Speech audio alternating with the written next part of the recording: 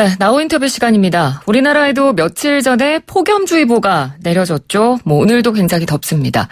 물론 7월을 앞두고 있는 시점이라고는 하지만 지금 유럽은 벌써 섭씨 40도를 오르내리는 때이른 폭염이 시작됐다고 합니다. 프랑스, 네덜란드, 벨기에 등 일부 국가가 열파주의보를 발령했고요. 북유럽을 제외한 대다수 유럽 국가의 정부들이 폭염 비상사태에 돌입했습니다.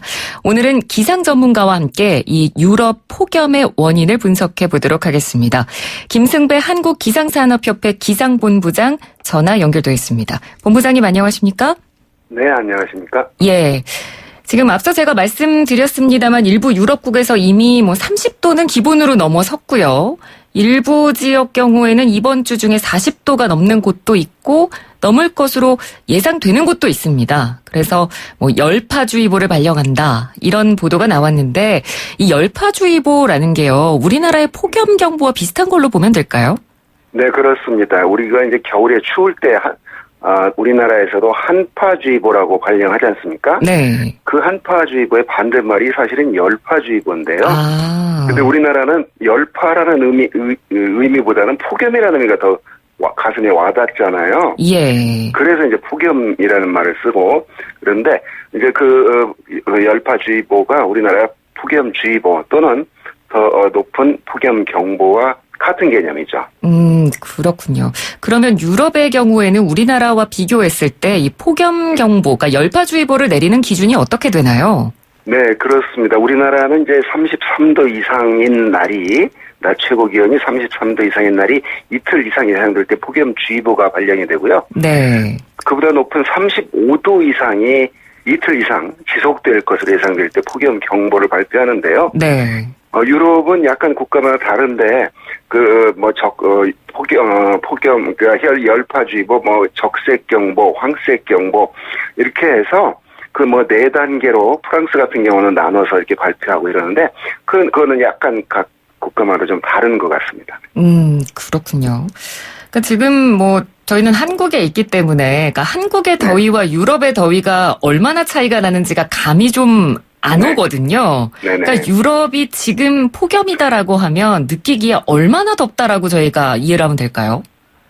그러니까 이제 유럽 대륙 쪽은 우리나라 여름하고 달리 좀 건조하거든요. 네. 그런 게 역사적으로 오랫동안 지속이 됐기 때문에 그 유럽 사람들이 최근 2013년에 유럽 폭염 유명했지 않습니까? 그렇죠. 많은 사망자도 발생을 했는데 그래서 우리나라 한여름의 그 더위하고는 좀 성격이 다른데 우리나라 사람들은 그 한반도가 바다의 큰 대륙의 동쪽, 큰 태평양의 그 왼쪽에 끼어 있으면서 우리가 늘 느끼는 여름을 겪어왔는데 네. 유럽 쪽은 우리보다는 건조한 날씨이기 때문에 기온이 그냥 40도면 그 40도에 그냥 그대로 그 더위를 느끼는 거죠. 우리는 그 40도까지 작년에 물론 41도 기록을 깼는데, 네. 한 33도만 돼도 습도가 높아서, 그렇죠. 우리는 견디기가 힘들죠. 예. 네. 우리나라는 그러니까 후텁지근하다라는 표현을 많이 쓰는데, 맞습니다. 그러니까 유럽 같은 경우는 말 그대로 데일 정도로 뜨거운 그런 네네. 느낌이겠네요. 그렇죠. 건조하고 그냥 공기 자체가 뜨거운 거죠. 네. 이제 다음 주부터 7월이 시작되기 때문에 시기적으로 여름을 목전에 두고 있는 시기이긴 합니다만 유럽에 이렇게 일찍 찜통 더위가 닥친 원인은 뭘까요?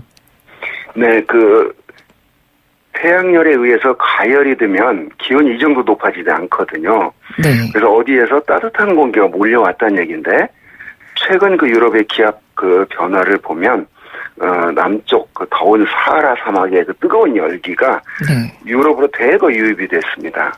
그래서 이제 기온을 높인 그런 역할을 한 건데 이거는 공기의 그냥 흐름이 그렇게 되는 거죠. 이렇게 공기의 흐름이 그러면 매년 여름에 이렇게 뜨거운 공기가 올라오느냐? 최근 들어서는 그런 뜨거운 공기가 자주 올라오고 있는데, 자, 이러한 변화들을 큰 틀에서 기후변화다. 결국은 우리 인간이 과거에 석탄, 화석 연료를 많이 태워가지고 기후변화 문제가 심각한데, 자, 그런 것들, 우리 인간이 뿌려놓은 그 인과응보가 현실로 나타나고 있다. 이런 형태로 저는 분석을 하고 있습니다. 그렇군요. 네. 그리고 보도 내용을 보니까 이 영국 일간지 가디언의 보도 내용입니다. 기후학자들이 특히 특정 나라들을 좀 언급을 했는데요. 네. 오스트리아, 벨기에, 체코, 덴마크, 프랑스, 독일. 그러니까 서유럽 국가들이 이번 폭염에서 특히나 더 위험하다. 이렇게 이야기를 했거든요. 네. 네, 서유럽에 좀 집중이 된 이유가 있을까요?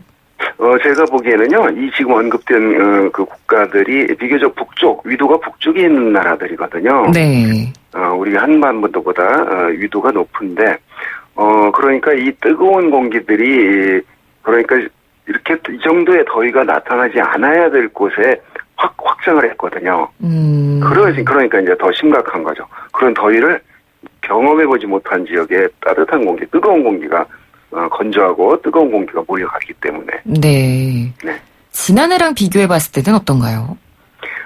이게 6월에 이런 기록이 저도 그 언론 보도에 따르면 1940 몇 년 이후 처음이라고 지금 하지 않습니까? 예. 그런 거 보면 매년 그렇게 주기적으로 여름에 나타나는 그런 형태는 아닌 게 분명합니다.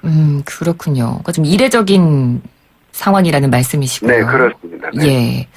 어찌됐건 유럽에서 이렇게 대대적으로 국가적 차원에서 대응에 나서는 이유는 아까 본부장님께서도 잠깐 언급을 해주셨습니다만 2003년에 유럽에서 이 폭염으로 많은 사람들이 사망한 경험이 있었기 때문일 겁니다. 그때 당시 피해는 어느 정도였나요? 네, 그때 2003년 유럽은 이제 역사적으로 한 500여 년 만에 닥친 폭염이라고 그러거든요. 네. 유럽 전체가 한 3만 5천 명이 사망을 했습니다. 그러니까 유럽은 경험해보지 못한, 사실은 유럽의 그 에어컨, 그러니까 냉방이 그렇게 주택이 안 돼 있을 정도로 여름에 이렇게 무덥지 않았대거든요. 덥지 않았다는 건데. 예. 그때 처음 그런 더위가 오니까 사망자가 3만 5천 명. 특히 프랑스가 많았는데요. 약 한 15,000명이 이 폭염으로 사망을 했거든요. 네. 한 7일 연속 프랑스의 오세르 지방에서는 7일 연속 40도를 웃도는 기온이 나타났다고 합니다. 이때 2003년 폭염이 가장 높았던 곳이 스페인의 바르셀로나와 그 세비야에서 45.2도 기록했거든요. 작년에 우리나라가 홍천에 8월 1일 41도 기록을 깼거든요. 네. 과거에 40도였는데. 네. 그러니까요. 얼마나 더웠나 이게 이제 느껴지는데. 네. 아까 처음에 말씀드렸듯이 유럽은 건조하기 때문에 해가 이렇게 45도 이렇게 올라가는 거죠, 기온이. 네. 우리나라 좀 습도가 높기 때문에 45도까지 지금 기록한 건 없고 41도가 최고 기록인데. 그런 어떤 지리적인 차이가 폭염에 대해서도 있는 것 같습니다. 예. 그리고 이 폭염이 닥칠 때 또 우려되는 부분이 이제 폭풍이나 폭우 같은 기상이변이 또 동반된다는 점인데요. 이런 우려도 올해 좀 가져볼 수 있을까요?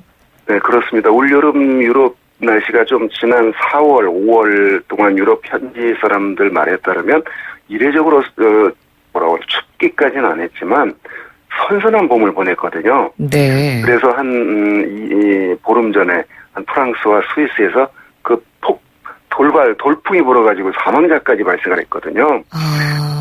그래서 이제 이렇게 폭염이 지속될 때 만약에 또 찬 공기가 이제 어느 지역에 부딪히면 늘 공기는 따뜻한 공기와 찬 공기가 부딪히면 이제 문제가 되는 건데요. 네. 우리나라 여름철 폭우도 똑같은 형태입니다. 그래서 이런 폭염 속에 폭풍이나 돌풍 이런 돌변 기상 이변도 분명히 자주 나타날 그런 조건에 들어가는 거죠. 네. 그러니까 이렇게 기상 이변의 원인은 앞서서도 계속 이야기가 나왔습니다만 결국은 환경 파괴가 문제가 되고 있는 거고요. 네. 그래서 지금 이제 전 세계적으로 환경 보호에 대한 인식 개선에 대한 공감대가 넓어지고 있습니다. 그래서 2015년에 채택한 파리 기후 변화 협약이 이제 적용이 곧 될 텐데 네. 이 파리 기후 변화 협약의 내용을 보면 지구촌의 기온 상승을 1.5도 이내로 제한하기 위한 노력을 각국이 추구하겠다. 네. 이런 내용인데 이게 각국의 어떤 노력 축으로 기온 상승을 제한하는 것 실현이 가능할까요? 기상 전문가로서 어떻게 생각하십니까? 가만히 두면 더 올라가겠죠. 그래서 인간이 어렵지만 또 각 국가별로 이해의 타산이 다르기 때문에 네. 전체 그다음에 지금 당장 나타나는 문제가 아니거든요. 이 1.5도 그러니까 이상 올라가는 거. 만약에 약 한 50년 내지 100년 뒤에 전 지구가 2도 이상 올라간다. 그러면 뭐 많은 그 부작용 피해를 지금 우려하고 있거든요. 자, 그거를 좀 줄이려면 기온을 1.5도 이내로 줄여야 된다. 이제 이게 지금 모토인데 예. 실현 가능성은 뭐 인간의 어떤 이기심, 욕심을 버리면 실현 가능해지는 거고 계속해서 편안하게 살고자 한다면 이게 실현 불가능한 거죠. 네, 뭐 가시적인 부분이 아니기 때문에 예. 네네 한 개개인이 조심을 해야 되고 한 개개인 전체 인구가 70억인데 사실은 이 못 사는 나라보다 잘 사는 나라들이 더 많이 그 지구온난화에 기여를 하고 있거든요. 그렇습니다. 네. 더 많이 그 뭐 석탄과 석유를 태우니까. 네. 이런 문제들은 뭐 아주 그 국제적인 어떤 정치 철학 문제와 관련이 되기 때문에 실현 하냐 묻는다면 뭐 또 미국 같은 경우는 트럼프 대통령은 이게 무슨 기후 변화가 무슨 하면서 또 탈퇴하잖아요. 그렇죠. 네. 그러니까 이런 문제들이기 때문에 하여튼 70억인 각 개개인이 내가 지구 온난화에 기여하는 하나의 그 개체다 이렇게 인식하고 철저히 대중교통 이용해야 되고 뭐 이런 문제들이 다 추반이 돼야 됩니다. 예, 알겠습니다. 그리고 끝으로 뭐 방송 들으시는 분들 가운데 이제 본격적으로 여름 휴가철이 시작이 돼서 여름 휴가를 네. 유럽에서 보내는 분들도 계실 네. 겁니다. 네. 관광객들이 유럽에서 폭염에 대비해서 주의해야 될 점을 알려주신다면 어떤 게 있을까요? 네, 지금 그 유럽, 그 독일, 이탈리아, 뭐 프랑스 각 정부 당국이 그 자기 자국 국민들에게 이제 폭염 그 주의사항을 지금 말하고 있거든요. 네. 오전 11시부터 오후 3시 사이 야외 활동 가급적 피하라. 우리나라도 마찬가지 그렇죠. 개념이거든요. 네. 뭐 거기 특히 뭐 자동차에다가 개나 고양이를 그렇게 방치하지 말라. 뭐 이런 얘기들 하고 있는데 물을 자주 마시고 그래서 이제 열사병이나 일사병은 이제 피해를 줄여야 되잖아요. 네. 이게 체력이 약하면 이제 사망으로 이어지게 되니까. 예. 그래서 건강한 상태면 그게 이제 좀 지쳤다가도 회복이 되고 이러는데 그렇기 때문에 특히 올여름 유럽 그 현지의 그 예보를 잘 보면서 우리나라에서 경험해보지 못한 예를 들면 45도 가까이 예상된다 이렇다면 그런 날 여행 갔다 그래서 무리하게 네. 다니면 이게 또 큰일 쓰러지는 거죠. 네. 그런 면에서 좀 폭염 조심해야 되겠습니다. 예, 주의하실 필요가 있을 것 같습니다. 네. 오늘 말씀 잘 들었습니다. 고맙습니다. 네, 고맙습니다. 네, 지금까지 김승배 한국기상산업협회 기상본부장과 함께 이야기 나눴습니다. 1부는 여기서 마치고요. 잠시 뒤 2부 이어가겠습니다.